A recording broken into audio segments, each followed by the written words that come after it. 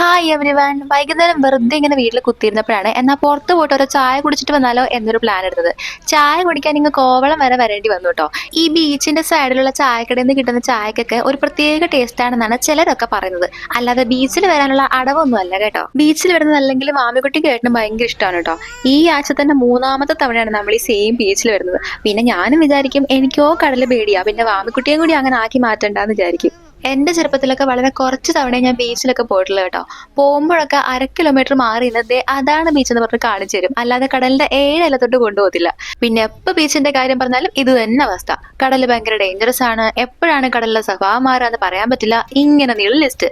പിന്നെ വലുതായപ്പോ ഫ്രണ്ട്സിന്റെ കൂടെ 1-2 തവണയൊക്കെ പോയിട്ടുണ്ട്.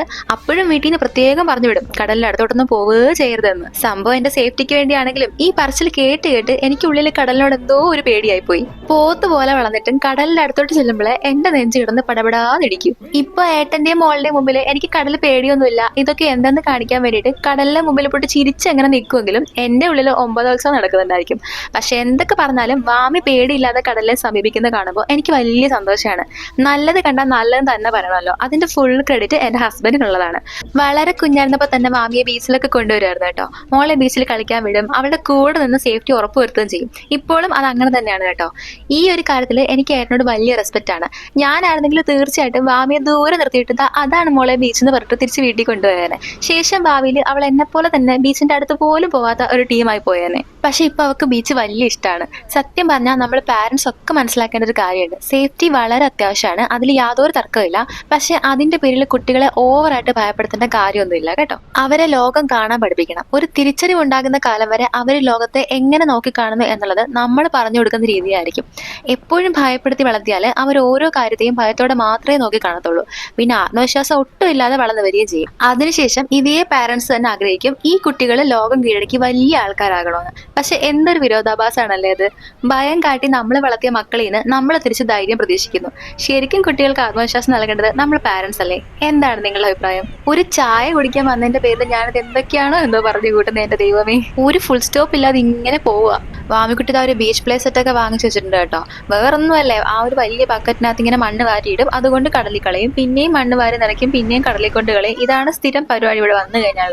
ഇതിന്റെ കൂടെ കുറെ ഷേപ്സ് ഒക്കെ കിട്ടും, അത് വെച്ചിട്ട് എന്തെങ്കിലുമൊക്കെ ചെയ്തിരുന്നെങ്കിൽ വേണ്ടിയില്ല. ഞാൻ കണ്ടോ, വെറുതെ ഇങ്ങനെ മണ്ണ് വാരുക, ഇതിപ്പോ അതുപോലെ കൊണ്ടുപോയിട്ട് കടലിൽ കളയും, പിന്നെയും വരും മണ്ണ് വാരും, പിന്നെയും കടലിൽ കൊണ്ട് കളയും. ഇതാണ് ആളുടെ ഒരു വിനോദം. ഈ പ്ലേ സെറ്റിന്റെ കൂടെ വരുന്ന ആ ഷേപ്സ് ഒക്കെ ശരിക്കും പറഞ്ഞ ആൾ യൂസ് ചെയ്യുന്നത് വീട്ടിലെത്തിയതിന് ശേഷമാണ് കേട്ടോ.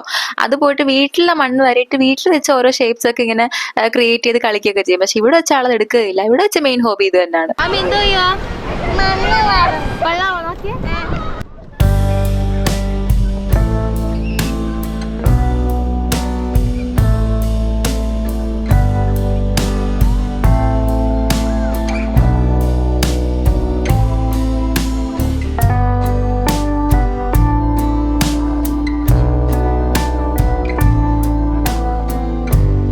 വാമിക്കുട്ടിയാണെങ്കിൽ മണ്ണ് വാരലും ആ ബക്കറ്റ് കഴിവലും ഒക്കെ ആയിട്ട് ഭയങ്കര ബിസിയാണ് കേട്ടോ.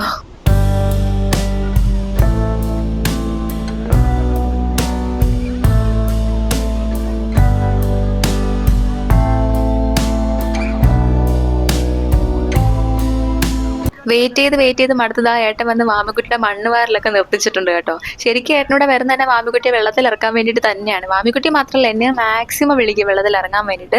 ഞാൻ പിന്നെ മാമിയെ ഒന്ന് സപ്പോർട്ട് ചെയ്യാൻ വേണ്ടിയിട്ട് ജസ്റ്റ് കുറച്ചൊന്ന് ഇറങ്ങി ഇന്ന് കാലൊക്കെ നനയ്ക്കുക എന്നുള്ളതല്ലാതെ അധികം അങ്ങോട്ട് അകത്തേക്ക് പോകാറില്ല. എനിക്ക് ഒന്നാമത്തെ കാര്യം പേടി തന്നെ. അങ്ങനത്തെ മാമിക്കുട്ടി ഇറങ്ങിയിട്ടുണ്ട് കടലിലേക്ക്. ഇനി കുറച്ചിടത്തേക്ക് അച്ഛനെയും മോളെ നോക്കിയേ വേണ്ട. ഇനിയൊരു 6:30 ഒക്കെ ആകുമ്പോൾ ഗാർഡ്സ് വന്നിട്ട് കയറാൻ പറയുന്നത് വരെ അച്ഛനും മോളും വെള്ളത്തിൽ തന്നെ ആയിരിക്കും. അതുവരെ ഞാനിവിടെ പോസ്റ്റാണ് കേട്ടോ. എന്നാലും ഇടയ്ക്കൊക്കെ വെള്ളത്തിലോട്ട് ഇറങ്ങിയൊക്കെ ചെല്ലും. എന്നാലും അച്ഛന്റെ മോളിന്റെ അടുത്തോട്ട് അധികം പോകത്തില്ല, കാരണം രണ്ടും കൂടെ എന്നെ പിടിച്ച് വെള്ളത്തിൽ മുക്കും. എനിക്ക് അല്ലെങ്കിലേ കടലിലെ പേടി, അതിനോട് കടലിൽ മുങ്ങും കൂടെ ചെയ്താൽ പിന്നെ പറയണ്ടല്ലോ എന്താ അവസ്ഥയെന്ന്.